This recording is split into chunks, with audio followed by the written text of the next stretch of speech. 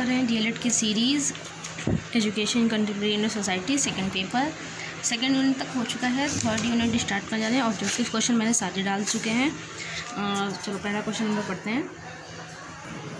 देखो पहला क्वेश्चन क्या है, give an introduction of Indian constitution. हमको एक इंट्रोडक्शन देना है कि हमारा इंडियन कॉन्स्टिट्यूशन क्या है। ठीक है, तो कॉन्स्टिट्यूशन ऑफ इंडिया चलो पढ़ते हैं। मैं 2-3 लाइन पढ़ते चलूँगी, समझाते चलूँगी। Constitution of India is the supreme law of India. सही बात है, जो हमारा इंडिया का कॉन्स्टिट्यूशन है वो एक सुप्रीम लॉ है, मतलब सबसे ऊंचा लॉ है। So it is a living document and instrument which makes the government system work. It lays down the framework defining fundamental political principles, establishes the structure, procedure, power, duties of government institution, and set out the fundamental right, directive principles and duties of citizen. देखो सब मिला के एक बात है कि ये जो सिस्टम है या मतलब ये जो कॉन्स्टिट्यूशन है ये एक इंस्ट्रूमेंट है गवर्नमेंट का, जो कि बताता है कैसे हमको काम करना है। ये एक फ्रेमवर्क बताता है, सबको डिफाइन करता है कि हमारा फंडामेंटल पॉलिटिकल प्रिंसिपल क्या है, सबको इस्टेब्लिश भी कराता है, जैसे कि structure, procedure, power, duties of government institution और वही fundamental rights, directive principle, duties, मतलब सब कुछ जो है कॉन्स्टिट्यूशन हम लोग को बताता है, एक वे देता है और हमारा डिफाइन करता है work. It is the longest written constitution of any sovereign country in the world, containing 448 articles, 25 parts, 12 schedules and 5 appendices and 98 amendments out of 120 constitution amendment bills. देखो ये पूरे वर्ल्ड का सबसे लॉन्गेस्ट रिटन कॉन्स्टिट्यूशन है किसी भी country का, जो कि टोटल 448 आर्टिकल्स 25 पार्ट्स में कवर करता है, 12 शेड्यूल्स है, 5 अपेंडिसेस है और 98 अमेंडमेंट है, जिसमें कि 120 में से 120 कॉन्स्टिट्यूशनल अमेंडमेंट बिल में से 98 अमेंडमेंट्स हैं. Beside the English version, there is an official Hindi translation. Dr. Bhimrao Ramaji Ambedkar is widely regarded as the architect of Indian Constitution.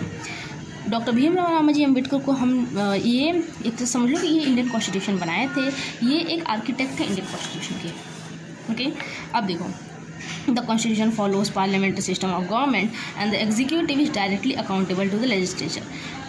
देखो कॉन्स्टिट्यूशन जो है वो किसको फॉलो करता है, पार्लियामेंट्री सिस्टम ऑफ गवर्नमेंट को, और एग्जीक्यूटिव को जो कि directly accountable to the legislature. According to article 74 provides that there shall be a prime minister of India as the head of the government. Head of the government कौन होगा, prime minister. कहाँ पे बताया गया, article number 74 में. It also states that there shall be a president of India and a vice president of India under Article 52 and 63. Article 52 और 63 में क्या बताया गया है, आर्टिकल 52 में ये बताया गया कि हमारी इंडिया का एक प्रेसिडेंट होना चाहिए और एक वाइस प्रेसिडेंट होना चाहिए, जो कि बताया गया है 63 आर्टिकल नंबर में. Unlike the prime minister, the president largely performs ceremonial roles. जैसे कि प्राइम मिनिस्टर मतलब जो प्रेसिडेंट होता है वो काफ़ी सारे सेरेमोनियल रोल्स को परफॉर्म करता है. The Constitution of India is federal in nature but unitary in spirit. The common feature of federation such as written constitution, supremacy of constitution, rigidity of constitution, two governments, division of powers, bicameralism, independent judiciary, as well as unitary features like single constitution, single citizenship, integrated judiciary, flexible constitution, a strong center appointment of the state government at the center, all India services, emergency provision, etc. can be seen in Indian Constitution. ये देखो इतना बड़ा para यहाँ से शुरू हुआ यहाँ ख़त्म हुआ, मतलब इतना बड़ा लाइन था. देखो इंडियन कॉन्स्टिट्यूशन में क्या क्या बताया गया वो यहाँ पे लिखा था, क्या क्या चीज़ें मतलब इसमें डिफाइन की गई है, क्या क्या चीज़ें बताई गई. देखो कॉमन फीचर फेडरेशन में है कि ये रिटन कॉन्स्टिट्यूशन है और इसमें रिजिडिटी ऑफ कॉन्स्टिट्यूशन, दो गवर्नमेंट बताई गई कि एक दो गवर्नमेंट होगी, जैसे कि सेंट्रल में कोई और होगी और स्टेट में कोई और होगी, सेम भी हो सकती है, दो गवर्नमेंट होगी. पावर का डिवीजन बताया गया है, दो हाउस बताए गए हैं, इंडिपेंडेंट जुडिशरी किसी पर डिपेंडेंट वो न्याय करेगी, ये बताया गया है. ये एक सिंगल कॉन्स्टिट्यूशन है, हमारे पास एक ही कॉन्स्टिट्यूशन है जिसको देख के हम लोग सारा काम करते हैं. सिंगल सिटीजनशिप है, हम लोग पास एक नागरिकता वाला काम है. फ्लेक्सिबल कॉन्स्टिट्यूशन का अगर कभी कुछ बात आए तो हम लोग इसमें अमेंड कर सकते हैं. और अपॉइंटमेंट जैसे स्टेट गवर्नमेंट में क्या अपॉइंटमेंट है वो हो सकता है सेंटर के थ्रू. ऑल इंडिया सर्विस कैसी होगी, इमरजेंसी प्रोविजन क्या होंगे, ये सब कुछ कहाँ बताया गया है, हमारे इंडियन कॉन्स्टिट्यूशन में. देखो this unique combination makes it quasi federal in form. Each state and each union territory of India has its own government. सही बात है। यूनियन टेरिटरी ऑफ इंडिया जो है उसके पास अपनी गवर्नमेंट होती है। Analogous to president and prime minister each has a government. President और प्राइम मिनिस्टर के पास सबके पास क्या है, एक गवर्नमेंट है और केस स्टेट के केस में, और लेफ्टिनेंट गवर्नर जो है वो यूनियन टेरिटरी के केस में, और एक chief minister. The 73rd and 74th Amendment also introduced the system of Panchayati Raj in rural areas and municipality in urban areas। 73 और 74th Amendment मतलब जो चेंज आया, 73rd में क्या बताया कि हम लोग पंचायती राज चाहिए, और 74th में क्या बताया कि हमें म्यूनिसिपैलिटी चाहिए अर्बन एरिया में, और पंचायती राज कहाँ, रूरल एरिया में। 73rd में बताया गया था ये वाला पंचायती राज वाला। Also article 370 of the constitution give special status to the state of Jammu Kashmir. Article 370 जो है वो जम्मू कश्मीर को एक स्पेशल स्टेटस देता है। अब देखो, the constitution was adopted by Indian constitution assembly on 26 November 1949 and came into effect on 26 January 1950। Constitution कब अडॉप्ट किया गया, 26 नवंबर 1949 को, और इफेक्ट कब हुआ, इन्फोर्स कब हुआ, 26 जनवरी 1950 को। आर्टिकल जैसे कि 5, 6, 7, 8, 9, 60, 324, 366, 367, 79, 80, 380, 388, 91, 92, 93, 94 came into force on 26 November 1949 and remaining articles on 26 January 1950। देखो कुछ आर्टिकल्स जो थे वो तो कब शुरू हो गए थे, 1949 में ही, बट जो बाकी इनको छोड़ के जितने भी हमारे पास आर्टिकल बने वो कब इन्फोर्स हुआ, कब लागू हुआ, 26 जनवरी 1950 से। The date of January 26 was chosen to commemorate the पूर्ण Swaraj declaration of independence of 1930।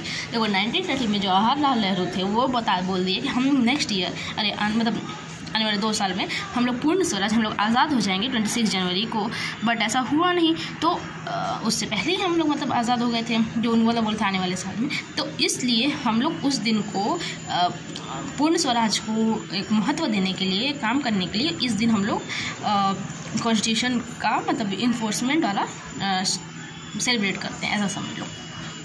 With its adoption, the Union of India officially became the modern and contemporary Republic of India, and it replaced the Government of India Act 1935 as the country's fundamental government document। बताती हूँ क्या लिखा है।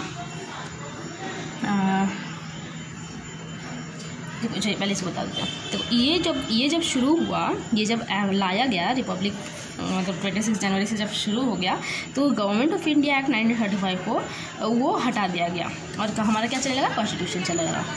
अब देखो, to ensure constitution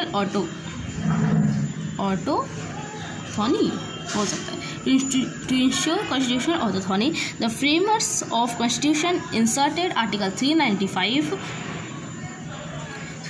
in the constitution, and by this article the government of India Act 1935 and India Independence Act 1947 was repealed। मतलब कि जब इंश्योर किया गया, फ्रेम किया गया कॉन्स्टिट्यूशन इंसर्टेड आर्टिकल नंबर 395 में कॉन्स्टिट्यूशन में कि गवर्नमेंट ऑफ इंडिया एक्ट 1935 और इंडियन इंडिपेंडेंस एक्ट 1947 वापस रिपील्ड कर दिए गए।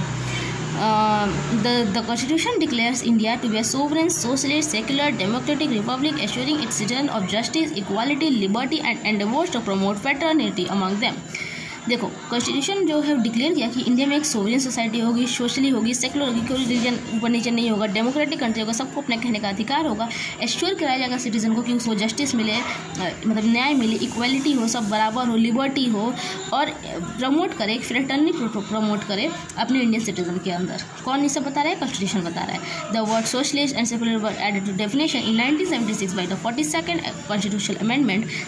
42nd कॉन्स्टिट्यूशन को एक तरह से मिनी कॉन्स्टिट्यूशन भी कहा जाता है। ये जो सोशलिस्ट और सेकुलर वर्ड है 42nd अमेंडमेंट 1976 में ऐड किए गए थे। Indian celebrate the adoption of constitution on 26 January each year as a republic day. हम लोग रिपब्लिक डे हर साल सेलिब्रेट करते हैं 26 जनवरी को, इसमें ही क्योंकि हम लोग कॉन्स्टिट्यूशन को अडॉप्ट किए थे। ये एक ब्रीफ हो गया कि कॉन्स्टिट्यूशन कौन बनाया था, कॉन्स्टिट्यूशन में क्या क्या लिखा है, कौन कौन से आर्टिकल पहले आ गए थे 26 जनवरी से, मतलब नवंबर में ही कौन कौन उसके बाद आए, और क्या पूरा लार्जेस्ट रिटन कॉन्स्टिट्यूशन है, ये सब कुछ बताया है। ठीक है, अब कोई भी डाउट होगा कमेंट सेक्शन में पूछ लेना। अगले वीडियो में क्वेश्चन नंबर 2 करेंगे, जिसमें बताएंगे कि कॉन्स्टिट्यूशन और एजुकेशन का रिलेशन क्या है। डाउट होगा पूछ लेना। मिलेंगे नेक्स्ट वीडियो में।